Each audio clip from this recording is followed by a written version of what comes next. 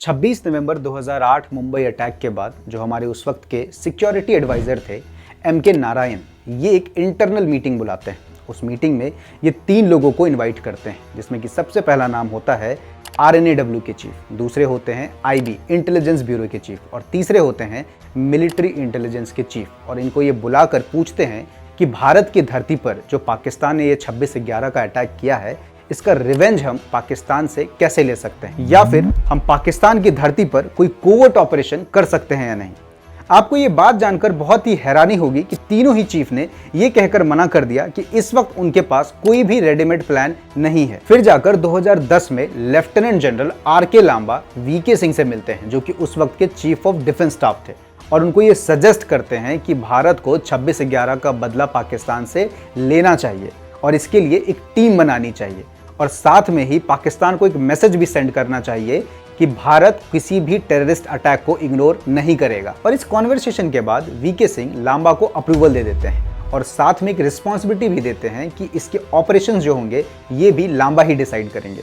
इसके बाद लांबा वहाँ से निकलते हैं और अपने बहुत ही एक क्लोज फ्रेंड और इंडियन आर्मी के काफ़ी सेलिब्रेटेड ऑफिसर हनी बख्शी को इस ऑपरेशन में ऐड किया जाता है और उनको एक काम सौंपा जाता है कि वो एक यूनिट तैयार करे जो पाकिस्तान में जाकर कोवर्ट ऑपरेशंस करेगी। और कुछ इस तरीके से हनी बख्शी एक टीम तैयार करते हैं, एक यूनिट बनाते हैं जिसको हम टेक्निकल सपोर्ट डिवीजन के नाम से जानते हैं और कुछ लोग TSD भी कहते हैं। अब हनी बख्शी एक टीम बनाते हैं जिसमें 5 ऑफिसर्स को ऐड किया जाता है, जिसमें सबसे पहले लेफ्टिनेंट कर्नल विनय को ऐड किया गया, जो कि ऑलरेडी रॉ के लिए कोवर्ट ऑपरेशंस कर रहे थे चाइना में। इसके बाद लेफ्टिनेंट कर्नल जीर को भी रॉ से उठाया गया। फिर जो 3rd officer Honey Bakshi add करते हैं उनका नाम है लेफ्टिनेंट कर्नल सर्वेश, जो कि उस वक्त एंटी टेरर ऑपरेशंस कश्मीर में कंडक्ट कर रहे थे। इसके साथ ही लेफ्टिनेंट कर्नल अनुराग को भी कश्मीर से ही उठाया गया, जिनका ह्यूमन इंटेल एसेट क्रिएट करने का अपना ही एक रिकॉर्ड है कश्मीर में। और सबसे लास्ट में उठाया गया लेफ्टिनेंट कर्नल एल्फ्रेड को। और कुछ इस तरीके से TSD की अपनी एक टीम तैयार हो जाती है। अब जो ये नई TSD की यूनिट बनी है, ये बहुत सारे ऑपरेशंस कंडक्ट करती है, जिसमें कि एक शैडो ऑपरेशन होता है। शैडो ऑपरेशन बेसिकली एक तरीके का ऑपरेशन है जिसमें आप शैडो की तरह एक हाई वैल्यू टारगेट के पीछे पड़ जाते हैं, उनको ट्रेल करते हैं। इन ऑपरेशन का जो बेसिक ऑब्जेक्टिव होता है ना, ये होता है उनको प्रेशराइज करना, मेंटली टॉर्चर करना। और बहुत सारे ऐसे शैडो ऑपरेशंस TSD ने कंडक्ट किए, जिसमें 2 सबसे इंपॉर्टेंट ऑपरेशंस हैं, जिसमें एक में इन्होंने एक हाई वैल्यू टारगेट लश्कर-ए-तोयबा के चीफ हाफिज सईद को टारगेट किया, और जो इनका दूसरा टारगेट था वो था सैयद सलाउद्दीन, जो कि हिजबुल मुजाहिदीन का चीफ था। अब इन लोगों की ट्रेलिंग करते हुए TSD ये फिगर आउट कर लेती है कि पाकिस्तान एक्चुअली में 2 तरीकों से इंडिया में टेररिज्म फैला रहा है, जिसका सबसे पहला तरीका है बैट। जैसे कि हमारे यहाँ BSF है, वैसे ही पाकिस्तान में बैट है, जिसको कि बॉर्डर एक्शन टीम कहते हैं। अब होता क्या है कि बैट में मान लो एक यूनिट में 6 जने हैं, तो 6 ऑफिसर्स में 3 ऑफिसर्स ये मिलिटेंट डाल देते हैं और बाकी के 3 जो है आर्मी वाले डाल देते हैं।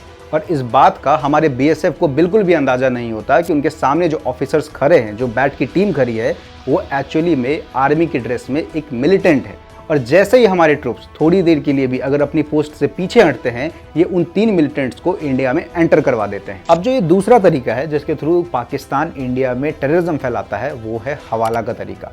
हवाला के जरिए वो यहाँ के टेररिस्ट ऑर्गेनाइजेशंस को फंड करता है ताकि वो ग्रो कर सके।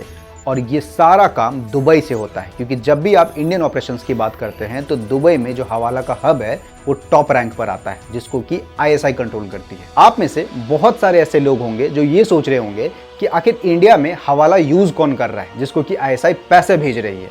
तो मैं आपको बता दूं कि ये जो आपके पॉलिटिशियंस हैं, मिनिस्टर्स हैं, डिफेंस के लोग हैं, बिजनेसमैन हैं, सिविल सर्वेंट्स हैं, मीडिया हाउसेज हैं, ये सब हवाला यूज करते हैं। और यही एक कारण है जिसकी वजह से ISI के पास हमारा एक कंट्रोल है, क्योंकि उनको ये पता है, उनके पास हर एक डिटेल है कि किस राज्य में कौन सा मिनिस्टर कितना पैसा हवाला से कन्वर्ट करा रहा है। तो ये जितने भी लोग थे जो हवाला से इंडिया में पैसे कन्वर्ट करा रहे थे, जैसा कि मैंने आपको ऊपर बताया कि मिनिस्टर्स थे, बिजनेसमैन थे, मीडिया हाउसेस थे और बहुत सारे ऐसे लोग थे जो डिफेंस में भी थे, इन सब के बीच खलबली मच जाती है। इनके अंदर एक डर बैठ जाता है कि कहीं TSD की टीम इन तक ना पहुंच जाए। अब इसका जो दूसरा पर्सपेक्टिव है वो ये है कि इंडिया में एक सिंडिकेट काम करता है, जिसको हम हमाम कहते हैं। हमाम का जो बेसिक ऑब्जेक्टिव है वो इंडिया को तोड़ने का है, और इसके जो मेंबर्स हैं ये वही लोग हैं जो हवाला से पैसे मंगवाते हैं इंडिया में, जैसा कि मैंने आपको ऊपर बताया। अब ये हमाम की जो फंडिंग होती है ये दुबई से होती है और इसको कंट्रोल करती है आईएसआई। टीएसडी को जैसे ही पता चलता है कि पाकिस्तान इन 2 सोर्सेज के थ्रू इंडिया में टेरर फंड कर रहा है, जो कि बहुत बड़े सोर्सेज है, वो हमाम के लोगों को पकड़ना शुरू करते हैं। साथ ही जो हमाम के दूसरे मेंबर्स हैं जैसे कि पॉलिटिशियंस, ब्यूरोक्रेट्स, बिजनेसमैन, मिनिस्टर्स, इन सबको दिक्कत आनी शुरू हो जाती है। साथ ही जो आईएसआई के लोग हैं उनको भी दिक्कतें आनी शुरू हो जाती है, क्योंकि उनको ऐसा लगता है कि कल को अगर हमाम बंद हो गया तो सबसे ज्यादा दिक्कत आईएसआई को आएगी इंडिया में टेरर फंड करने में। इसलिए ये लोग एक साथ मिलकर टीएसडी को बदनाम करने की एक साजिश रचते हैं। अब हमाम जो है अपने मीडिया में बैठे दोस्तों के साथ मिलकर टीएसडी को बदनाम करना शुरू करती है। वो ऐसी खबरें चलाते हैं कि टीएसडी लोगों के फोन टैप्स कर रही है, जिसमें कि डिफेंस मिनिस्टर ऑफ इंडिया का भी नाम आ जाता है। उसके बाद जब इन सब से भी टीएसडी प्रेशराइज फील नहीं करती है तो वो इनके ऊपर, टीएसडी के ऑफिसर्स के ऊपर एलिगेशन लगवाना शुरू करते हैं कि टीएसडी जम्मू एंड कश्मीर में सरकार गिराने में फंडिंग कर रहे हैं। अब आप में से कई लोग ऐसे होंगे जो ये सोचेंगे कि क्या ये सब हमाम के नेटवर्क को बचाने के लिए किया जा रहा है? तो जी ऐसा बिल्कुल भी नहीं था, यहाँ पर कुछ और ही खिचड़ी पक रही थी। अब होता क्या है कि VK Singh prime minister of India को एक लेटर लिखते हैं जिसमें वो 7000 टाटा के ट्रक्स खरीदने की मांग करते हैं।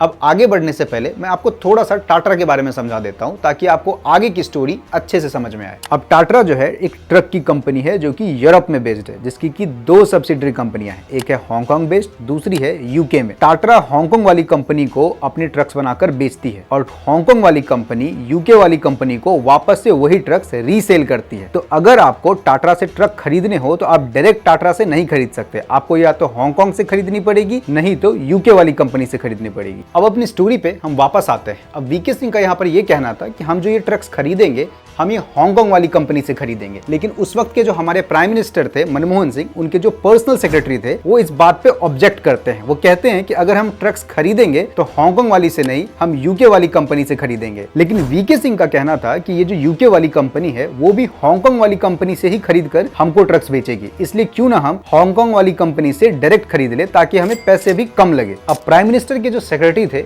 उन्होंने वीके सिंह की सारी रिकमेंडेशंस को इग्नोर करते हुए 200% ज्यादा प्राइस पर यूके वाली कंपनी से सारे ट्रक्स खरीद लेते हैं।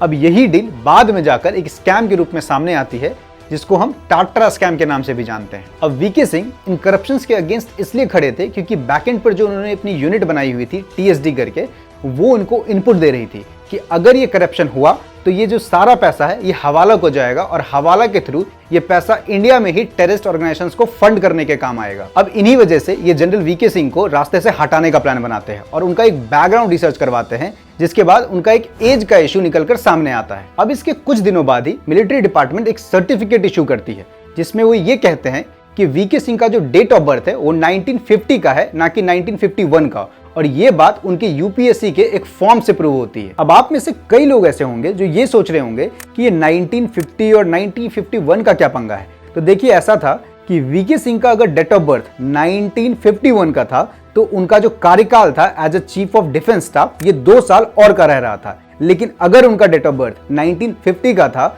तो ये ऑलरेडी रिटायर्ड हो चुके थे, मतलब ये इनका कार्यकाल ऑलरेडी खत्म हो जाना चाहिए था। अब इन्हीं सब बातों को ग्राउंड बनाकर सबसे पहले जनरल वीके सिंह को उनके पद से हटाया जाता है। फिर उसके बाद एक ऐसे जनरल को उस पोस्ट पर लाया जाता है जो आते ही सबसे पहले टीएसडी को डिसमेंटल करना शुरू करता है और जो बाकी ऑफिसर्स थे टीएसडी के अंदर उनका कोर्ट मार्शल करके चार्जेस लगाना शुरू करता है। अब आप जरा सोच के देखिए, ये लोग जो मिनिस्टर्स बन के पार्लियामेंट में बैठे हैं, ब्यूरोक्रेट बन के ऑफिसर्स में बैठे हैं, ये लोग चंद रुपयों के लिए देश को बेच रहे हैं। आज इनकी इंटरनल पॉलिटिक्स की वजह से देश के पास उसका सबसे इंपॉर्टेंट एसेट नहीं है। तो आज अगर TSD as a unit Bharat की डिफेंस में होती तो भारत का सिक्योरिटी सिस्टम आज कुछ अलग लेवल पर ही होता। आई होप आपको ये वीडियो पसंद आई हो। मिलते हैं हम अगले वीडियो में। Till then take care, goodbye and see you.